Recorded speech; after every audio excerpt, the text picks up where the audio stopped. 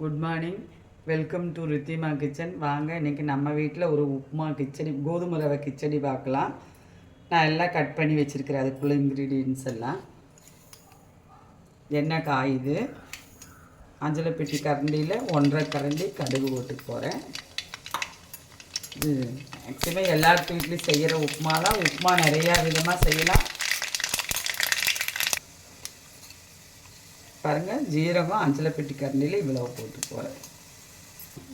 கடுகு உளுந்து ஜீரகமெல்லாம் பொரிஞ்சல்னையும் நான் இஞ்சி அதுலேயே போட்டு போகிறேன்.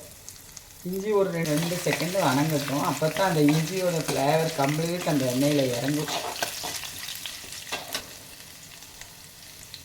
கருவேப்பில் போட்டு போகிறேன். பச்சை மிளகாவாக இருந்தால் இந்த கருவேப்பில் போடுற டைமே போட்டுருங்க.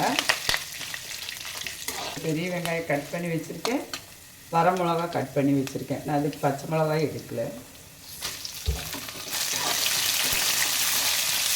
அதுலேயே ஒரு 5-6 பீன்ஸு, ஒரு கேரட்டு கட் பண்ணியிருக்கேன். இந்த வெங்காயம் வணங்கும் போது அதுவும் நான் போட்டிருக்கேன். பொடியாக கட் பண்ணியிருக்கேன், அதனால் வணங்கிடும். பாருங்க, எல்லாம் வணங்கி வருது. இந்த டைம் நான் 1.5 தக்காளி போட்டுட்டு போகிறேன். எண்ணெயெல்லாம் அவங்கவுங்களுக்கு விருப்பமான எண்ணெய் ஊற்றிக்கிங்க. தேவையான அளவும் ஊற்றிக்கிங்க.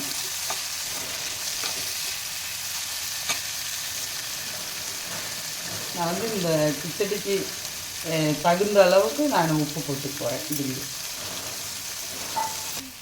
பாருங்கள், எல்லாம் நல்லா வணங்கிடுச்சு. இந்த அளவுக்கு தக்காளியில் மேட்ச் ஆகி வணங்க வேணும். அப்போ தான் கோதுமை ரவை கிச்சடிக்கு நல்லாயிருக்கும்.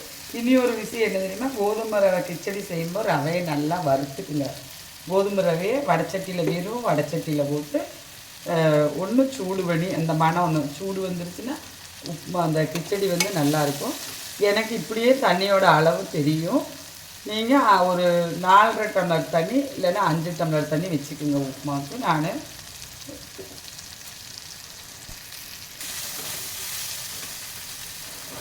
பாருங்கள், நான் 1/2 கிலோவுக்கு கொஞ்சம் கம்மியாக ரவை எடுத்துருக்கேன். எனக்கு இப்படியே தண்ணி ஊற்றுற அளவு தெரியும். நீங்கள் தெரியாதவங்க கோதுமை ரவை அளவு எடுக்கிறீங்களவா, அதில் 2 மடங்கு தண்ணி வச்சுக்கோங்க. அதுதான் அதோட அளவு. எடுக்கிற கிளாஸாக இருந்தாலும் சரி, படியாக இருந்தாலும் எதுவாக இருந்தாலும் 2 மடங்கு தண்ணி வச்சிட்டிங்கன்னா கரெக்டாக இருக்கும். நம்ம ரவை போட்டோன்னே சிம்மில் வச்சிடணும். பாருங்கள், நல்லா கேரட்டு எல்லாமே, வெங்காயம் மிளகாய் எல்லாமே வெந்துருச்சு. ரவை போட்டு போகிறோம். ரவையை நல்லா வறுத்து வச்சுருக்கிறேன். இப்போ போட்டுட்டு அடுப்பை சிம்மில் ஆக்கிட போகிறேன். அடுப்பை நான் சிம்மில் ஆக்கிட்டு மூடி போட்டுக்கு போகிறேன்.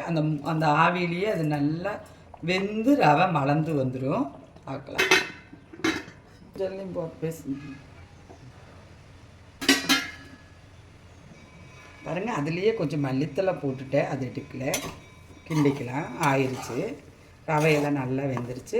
பாருங்கள், நான் ஊற்றின அளவு தண்ணி எல்லாமே அளவான அளவு. பாருங்கள், நல்லா பலவலன்னு வந்திருக்குது கிச்சடி. பாருங்கள், கிச்சடி நல்லா ரெடி ஆயிடுச்சு. இதுக்கு தயிர் சட்னி நல்லா மேட்ச் ஆகும், குருமாவும் மேட்ச் ஆகும், சாம்பார் இதெல்லாமே மேட்ச் ஆகும். வாங்க நம்ம வீட்டில் சாப்பிட்லாம். நன்றி, வணக்கம்.